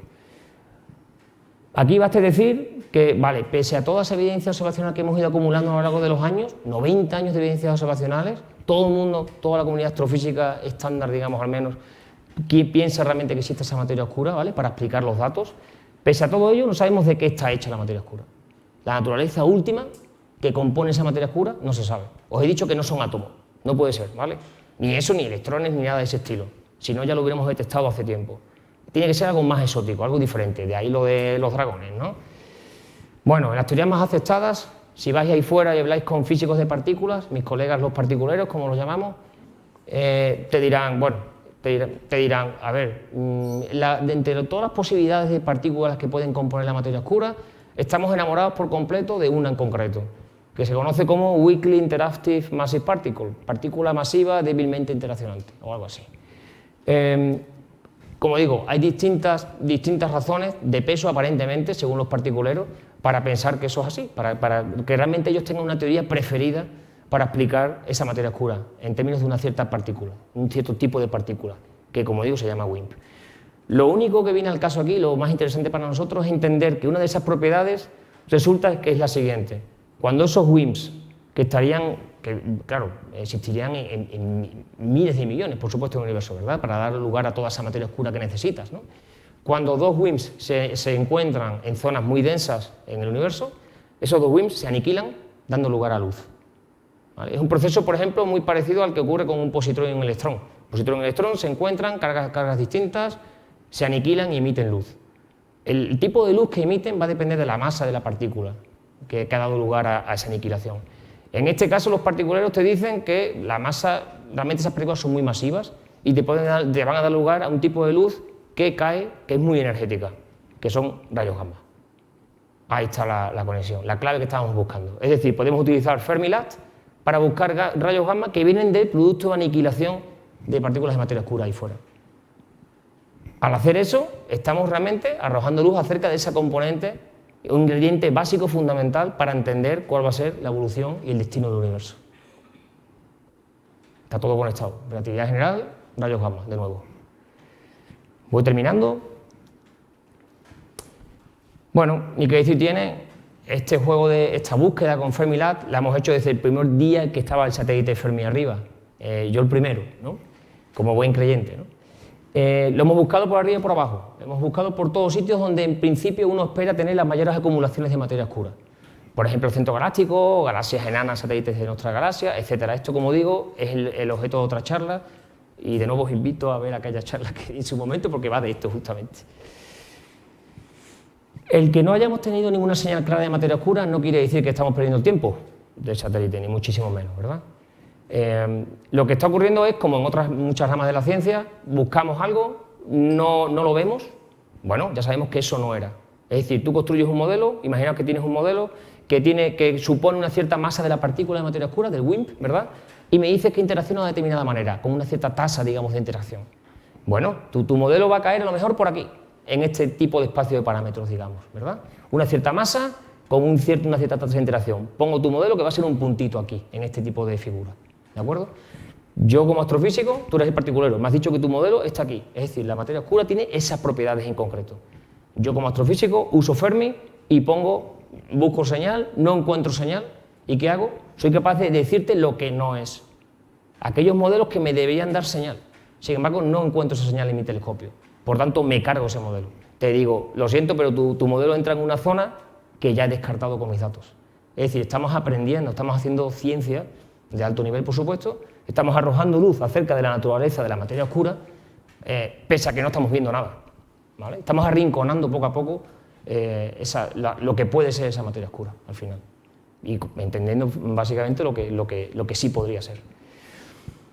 No me extiendo mucho más, simplemente, ir terminando poco a poco y cerrando la historia, que yo creo que ha sido bastante exitosa en términos de descubrimientos, pese a que con la materia oscura no hemos sido tan exitosos, al menos no de momento, ya veremos lo que nos depara el futuro, pero es innegable que el satélite Fermi, en concreto el telescopio Fermilab a bordo del satélite, ha sido muy exitoso a la hora de realizar muchísimos descubrimientos. He hablado de un montón de básicamente miles de nuevas fuentes en el cielo. Por supuesto, ha mejorado nuestra comprensión de los fenómenos más energéticos que habitan en el cosmos, más energéticos, más violentos, ¿no? También por eso mismo hay una ligadura clarísima, una conexión básicamente inapelable con toda la relatividad general, con fenómenos gravitatorios muy extremos que ocurren también ahí arriba.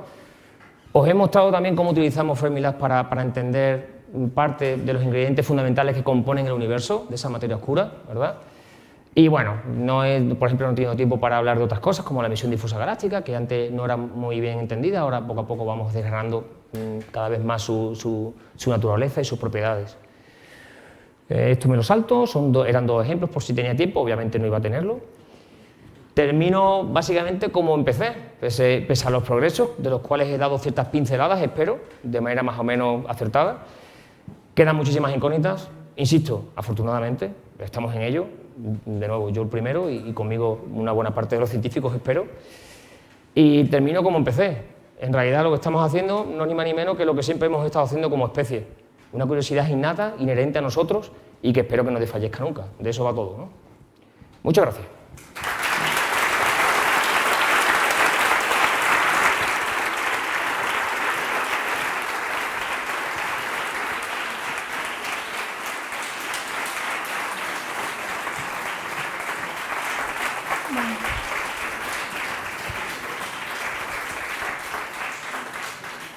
Gracias, Miguel Ángel, por esta charla tan chula. Enhorabuena. Ahora abrimos turno de preguntas. Si tenéis alguna, por favor, esperar a que os entreguen el micro antes de formularla. Vale, adelante, empezamos con usted. Bueno, pues muchísimas gracias, la verdad ha sido apasionante. Me llama la atención que has dejado la energía oscura aparte, cuando, según tengo entendido, lo que puso en la pista de la existencia de la energía oscura fue precisamente una de las cosas que has explicado y que era la explosión de supernovas de tipo 1A como candelas universales en el universo lejano por ser explosiones altamente energéticas, ¿no? Me sugiere que precisamente la observación de rayos gamma también podría abrir la puerta a la observación de energía oscura, ¿no? De hecho, lo que sí bueno, es muy buena pregunta, obviamente, y hay una conexión también, es decir, uno puede utilizar rayos gamma al menos para saber cuál es la cantidad de energía oscura que tienes en tu universo. Eso se ha venido a llamar cosmología de rayos gamma. De hecho, aquí hay una persona que sabe bastante del tema, que trabaja activamente en eso, mi compañero aquí, Alberto Domínguez. Lo que se hace justamente, a partir de esas observaciones de rayos gamma, lo que puedes decir al menos es inferir los parámetros cosmológicos más adecuados que dan cuenta de tu expansión del universo. Es decir, te pueden decir, en lugar de ese 68% que decía de energía oscura, imagínate, por ejemplo, aquí, ¿no? He mostrado ese porcentaje que es un poco el estándar, digamos, algo más o menos intermedio, de acuerdo a los experimentos que tenemos. Bueno, lo que sí que puedes inferir, a partir solamente de rayos gamma, de observaciones de rayos gamma, es el valor de cada una de esas fracciones, de alguna forma. Puedes decir, venga, pues mi universo, en principio, de acuerdo a las observaciones que yo tengo, estas observaciones se explicarían con un universo en el que la energía oscura es el 72%, la materia oscura el 23%, etc. En ese sentido sería complementario tus observaciones, tus datos de rayos gamma, ayudan de forma bastante significativa a otras pruebas que tenemos para inferir esos parámetros cosmológicos del universo. Es decir, sí que podría, por supuesto, haber hecho la conexión, he preferido centrarme en materia oscura, hay una selección absoluta aquí mía, porque trabajo justamente en la temática, pero es cierto que bueno, es un campo, la cosmología de rayos gamma, si se quiere, es un campo incipiente y es muy prometedor. En principio, sí, también podrías decir bastante al respecto, sí. Aquí en la segunda fila, por favor. Okay, buenas tardes. Buenas tardes. Hemos visto que los instrumentos podían llegar hasta 300 gigaelectronvoltios de energía, podíamos captar esa onda. Teóricamente, ¿cuál es el límite de energía? Bueno, por encima de Fermi existen telescopios también. He preferido centrar la charla en Fermilab, por supuesto, sin embargo también tenemos telescopios que operan en rayos gamma hasta el rango del petaelectronvoltio, es decir, para que nos hagamos una idea, el gigaelectronvoltio van a ser 10 a la 9 en notación científica. Lo que hacemos es llegar hasta a menos con rayos gamma, hasta 10 a la 12 sin ningún problema. A partir de ahí sigue habiendo experimentos de otro tipo ya, aun cuando en principio todo ese saco se supone que es de rayos cósmicos y rayos gamma, es toda una comunidad diferente y abarca hasta casi 10 a la 22 electronvoltios. Es decir, tiene que haber procesos ahí fuera, ultraenergéticos, para que nos entendamos, 1000 millones de veces más energéticos que los sucesos que yo he estado hablando. 1000 millones de veces más energéticos todavía. Y tenemos instrumental, detectamos esas partículas también, partículas cargadas básicamente, rayos cósmicos, hasta esas energías, 10 a la 21, 10 a la 22 electronvoltios. Por ahí está el límite. Sí, espero un momentito, por favor. ¿La puede repetir al micro? Gracias. Sí. Ver desde la Tierra los rayos gamma, ¿cómo es posible eso? Creo que tengo alguna. Me voy a meter en el backup, no estoy seguro de lo que hay ahí, hace tiempo que no lo miro. Vamos a echar un vistazo, porque creo que va a haber algo al respecto. Sí, efectivamente, esta es la figurita en cuestión. Bueno, pues va otra vez muy en la línea de lo que decía antes acerca del ingenio humano en general y el ingenio del físico, del científico en concreto. La astronomía gamma en Tierra existe desde los años 60, básicamente, años 60, 70, que es cuando cuando empezaron los primeros telescopios, los pioneros en la técnica. Se basa en lo siguiente: es cierto, os he dicho que la atmósfera es un escudo completamente opaco a esa radiación, ¿verdad? No llega, el rayo gamma no va a llegar a Tierra, eso está claro. Lo que ocurre es que ese rayo gamma va a incidir, va a impactar, digamos, en moléculas de la alta atmósfera, moléculas del aire de la alta atmósfera, generando lo que se conoce como una cascada de partículas, ¿no? Básicamente vas a generar un chorro de partículas, puesto que el impacto es tan grande en esas moléculas del aire, vas a generar un chorro de otras partículas más chiquititas, para que nos entendamos. Esas partículas, parte de esas partículas van a viajar a velocidades superiores a la de la luz en ese medio, en el aire.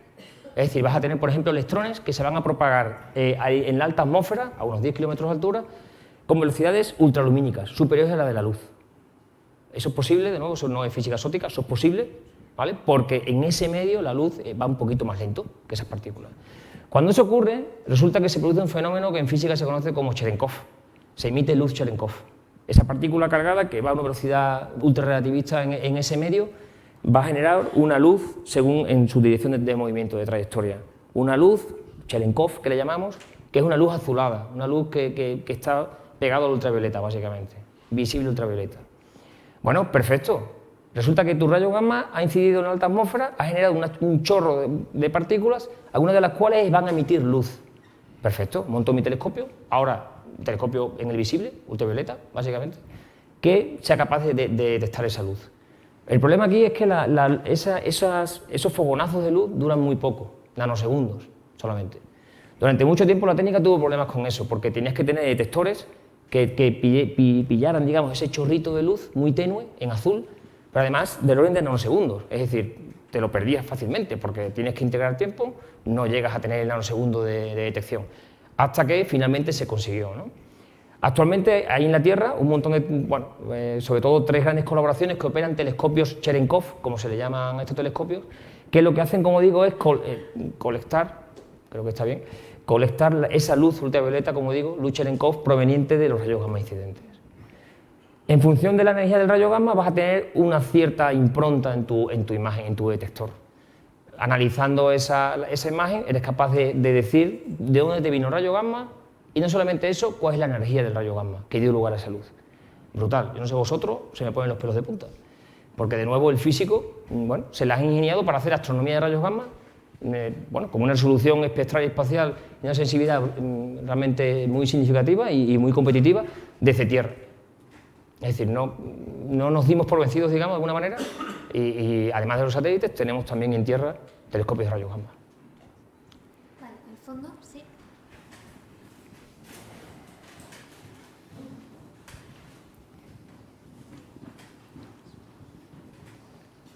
Bueno, primero de todo, buenas tardes. A mí es que me han parecido curioso dos cosas. La primera, que es que has comentado que las ondas gravitacionales se movían a la velocidad de la luz. Y a mí me parece como un poco de por qué se mueve a la velocidad de la luz también. ¿Qué es lo que hace que las dos cosas se muevan iguales si no tienen, por lo que creo yo, no tienen nada que ver?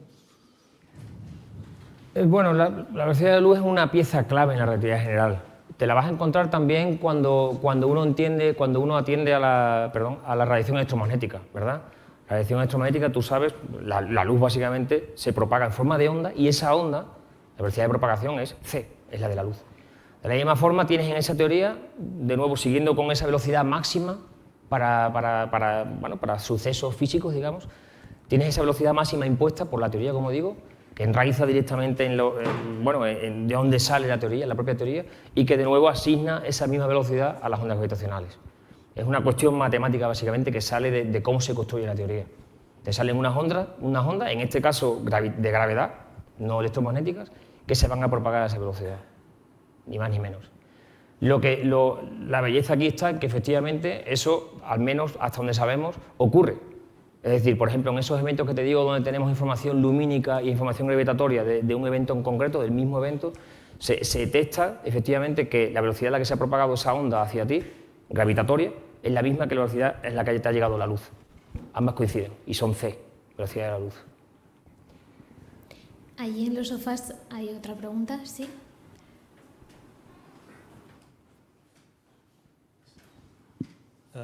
Bueno, en primer lugar, muy buena charla.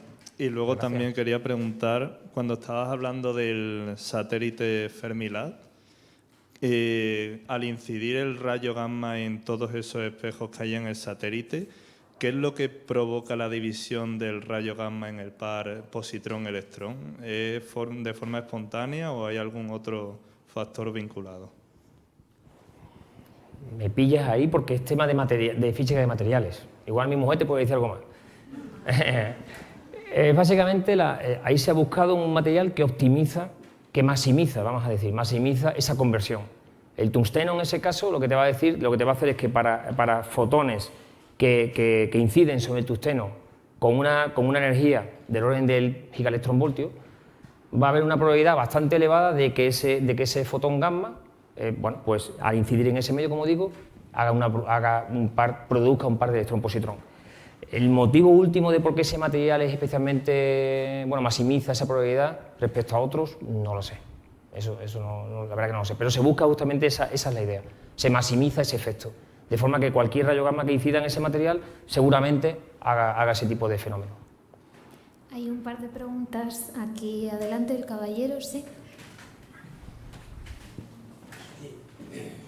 Sí, muchas gracias por la charla. Si no he entendido mal, parece ser que hay coincidencias en el origen de las ondas gravitacionales y de la radiación electromagnética. Creo que son de naturaleza muy diferente, pero esa coincidencia en el origen nos sugiere algo de su naturaleza, de la naturaleza de ambas. Bueno, es que, claro, la emisión de luz tiene que ver con, obviamente, típicamente con material que está, por ejemplo, vamos a un caso muy, yo creo que ilustrativo, una explosión de supernova, ¿verdad? Tenemos un objeto muy masivo compuesto por un montón de protones y electrones, ni más ni menos, son átomos, ni más ni menos, ¿verdad? Entonces, claro, cuando uno empieza a comprimir todo ese material y al final resulta que por fuerzas explosivas lo que hace es expeler todas esas capas de la atmósfera de la estrella en forma de supernova, lo que estás haciendo en ese caso es gran parte de los electrones y los protones se van a ver superacelerados, digamos, acelerados al medio, vas a radiarlos, digamos, en todas direcciones, y además esos electrones van a interaccionar con otros electrones, con otros protones, con luz de fondo, distintos procesos a los que no me he metido, que son los que en última instancia te dan lugar a radiación, ni más ni menos. Son procesos físicos convencionales, que tienen que ver entre un tipo de partículas y otros, ni más ni menos. ¿Qué pasa? En ese caso concreto de la supernova, tienes un objeto muy, muy masivo. Es decir, que por otro lado, lo estás conectando directamente con la relatividad general, con la generación, a menos a priori, con la generación de ondas gravitacionales. Tienes un objeto muy masivo que ha colapsado sobre sí mismo y, por tanto, pues, va a perturbar todo el tejido espaciotemporal a su alrededor. Lo que pasa es que, por cómo está constituido ese material, como hemos dicho, protones y electrones, vas a tener también, de manera paralela, emisión en forma de luz. Es decir, no es del todo, yo diría que es bastante intuitivo, si se quiere, que exista esa conexión. Uno esperaría justamente eso. Son fenómenos muy violentos, provenientes de fenómenos muy masivos también. ¿Vale? Aquí había otra pregunta, ¿verdad? Y luego ya al fondo. Gracias por la charla. Con respecto al 25% de objetos catalogados, pero que no se sabe bien quién son, tú has comentado que en tu opinión pueden ser objetos exóticos no conocidos. ¿Qué te gustaría que fueran o qué crees que son? Bueno, no importa. Bueno, yo trabajo en rayos gamma y además en materia oscura. Es decir, busco materia oscura con telescopios de rayos gamma, tanto en tierra como en el espacio, como con Fermi. Entonces ya puedes imaginar por dónde van los tiros. Yo querría imaginarme un universo en el que en esa cuarta parte de esos catálogos ya estamos detectando aniquilación de materia oscura. Sabemos, es lo que te digo, aparece en el catálogo, es decir, ya vemos ese objeto. Hay un objeto ahí fuera que nos está emitiendo radiación gamma, pero su naturaleza última no somos capaces de decirlo, es decir, no lo identificamos, no sabemos si es un agujero negro o un púlsar o, ¿por qué no?, un grumo, digamos, de densidad, ¿vale?, de materia oscura que está aniquilándose, WIMPs aniquilándose y dando materia oscura que tú ves y que detectas como una fuente. De hecho, en mi grupo de investigación en la Autónoma, estamos justamente, una de las líneas principales ha sido siempre esa, estamos trabajando mucho en dilucidar si de entre esa cuarta parte del catálogo hay algún objeto que es compatible con aniquilación de materia oscura o no. Claro, sin embargo, se ha buscado la materia oscura y como que no ha sido concluyente. Entonces tenemos objetos que no catalogamos y materia oscura que no hemos encontrado, que necesitamos para conectarlo. El asunto es que, claro, en el caso de no detectar señal, estamos mirando, típicamente sabemos dónde mirar. Vamos a ponerlo de esa manera. ¿Recuerda el mapita este que he puesto con las flechas? Hemos buscado en el centro galáctico, hemos buscado en galaxias enanas, hemos buscado en todo tipo de sitios, pero donde sabemos que hay algo, que ya hay una densidad grande de materia oscura. Ahí hasta el momento no hemos descubierto nada. Lo que está ocurriendo aquí es que sí que podríamos haber detectado ya, como te digo, en los catálogos alguna aniquilación de materia oscura que aparece en forma de fuente, y en ese caso lo que está ocurriendo es que no hay una contrapartida óptica del objeto, es decir, no se corresponde con nada que ya sabemos que está ahí. Eso bien puede ocurrir en el modelo cosmológico estándar, ¿vale?, en el modelo, digamos, preferido por la comunidad por la cosmología moderna, para la formación y evolución del universo. Se espera que, por ejemplo, en nuestra galaxia haya un montón de grumos, de grumitos, constituidos únicamente de materia oscura, es decir, no tendrían estrellas, no sabrías dónde mirar, no sabrías que están ahí. Sin embargo, alguno de ellos podría estar suficientemente cerca de ti como para estar aniquilando en rayos gamma y tú verlo, porque está muy cerca, ¿vale? Ahí esa es la manera, digamos, de compatibilizar ambos observables. Vale, nos queda tiempo para un par de preguntas más. Creo que al fondo tenemos una. Sí, estaba primero. Buenas. Que nada, es una pregunta un poco boba, pero quería preguntar, que es que hace tiempo leí un libro, un libro criminal, o sea, daba dolor de cabeza porque era muy complicado, pero bueno, que era de Roger Penrose y decía que él tenía una teoría de la materia oscura, que era que como los universos iban siendo cíclicos y se consumían o no sé qué, y la materia que quedaba en los otros universos pasaba a como materia oscura. Yo quería preguntarte si si eso es un puro garimatías matemático y alguien que lo tiene en cuenta hoy en día en la comunidad científica, o es serio o no es serio. Desde luego, no, yo diría que no está en la corriente típica de que intentamos testar, ¿vale? Hay muchos escenarios posibles para la materia oscura. Me he centrado en el WIMP, porque, de nuevo, con diferencia, si vas al particulero de turno, cualquier particulero te va a decir, no, el WIMP, primero el WIMP. Cuando matemos al WIMP, de alguna manera, cuando este no sobreviva a nuestros tests, porque todavía queda mucho, digamos, mucho espacio para que aquello sobreviva, ¿no? Que estamos aprendiendo, pero bueno, queda todavía mucho espacio en el que el WIMP puede sobrevivir. Cuando hayamos buscado en todos sitios y no hayamos encontrado el WIMP, digámoslo así, o ponerlo simple, deberíamos empezar a investigar otras teorías. De hecho, eso ya se está haciendo también, ¿vale? Pero digo que mayoritariamente se hace el WIMP. Hay otras teorías por ahí fuera muy serias, por ejemplo, el axión. El axión es otro candidato a partículas de materia oscura, muy motivado también desde la física de partículas. Entonces, obviamente ponemos los recursos, tanto humanos como tecnológicos, a nuestra disposición sobre las teorías para acercarnos primero, para testar las teorías que en principio suenan a menos especulación, son más sólidas, ¿no? Desde el punto de vista científico. Esa que tú me dices no está entre ellas, eso desde luego. Es decir, la comunidad no está intentando buscar ese tipo de fenómeno que tú me comentas, ¿no? El problema con muchas de esas teorías así cosmológicas de multiuniversos, etcétera, en mi opinión, al menos, esto ya es una nota personal, es que muchas veces no puedes realmente, no son testables, ¿vale? El que haya otro universo ahí, si tú me dices que efectivamente hay una impronta de ese universo en el nuestro, genial, empezamos a hablar de ciencia. Si me dices que eso puede estar ocurriendo ahí, pero no tengo manera de acercarme con mi instrumental al asunto, ni hoy ni mañana, eso es especulación. Yo no lo metería tan claro en el saco de la ciencia, ¿no? Aun cuando, por supuesto, necesitamos teóricos que le den al coco y Dios sabe a qué llegarán, ¿verdad? Pero bueno, de entrada, obviamente, ese tipo de teorías son más especulativas, si se quiere, y son menos sólidas, ¿no? Y menos atractivas para el científico que utiliza telescopios reales. Vale, y una última pregunta aquí adelante, y ya lo siento, no tenemos tiempo para más. Bueno, yo iba a preguntarte también cómo se producían los rayos gamma en los agujeros negros, pero como has dicho que no estaba muy claro, tampoco me quiero meter mucho. Pero lo que sí quería preguntarte era cómo son capaces de escapar la atracción del agujero negro. Sí, en realidad no escapa. Bueno, como siempre, todo se puede complicar hasta el infinito. Ya hablaremos de eso. No, son mecanismos de emisión que no involucran ningún tipo de física fuera de lo convencional. No he tenido tiempo para detallarlo, de hecho estuve dudando si meter la diapositiva en cuestión o no, pero me parecía un poco técnica para esta audiencia y no lo he metido. Hay distintos mecanismos, por ejemplo, te pongo un caso concreto. Un electrón que viaja a velocidad relativista en el medio, ¿verdad? Se propaga a velocidad cercana de la luz, para que nos entendamos, y siente la presencia de protones. Cuando tienes eso, tienes el efecto de frenado, que se conoce en física, Bremsstrahlung, para aquellos que estudiáis física o seáis físicos, es la radiación de frenado de toda la vida, Bremsstrahlung. Esa radiación te va a hacer que emita un fotón.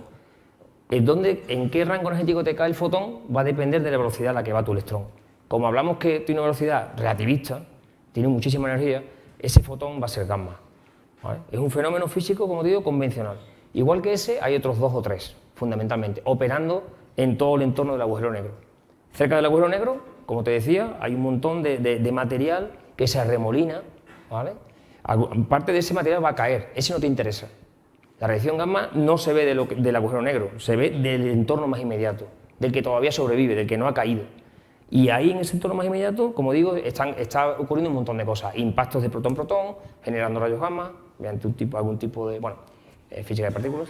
Ese efecto que te digo de electrones con protones, también generando rayos gamma. En todo ese entorno va a ocurrir física convencional generando rayos gamma.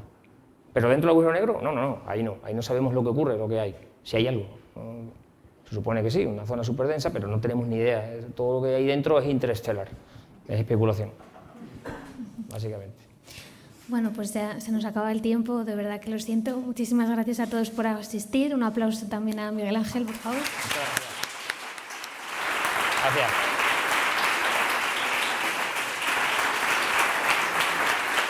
Gracias.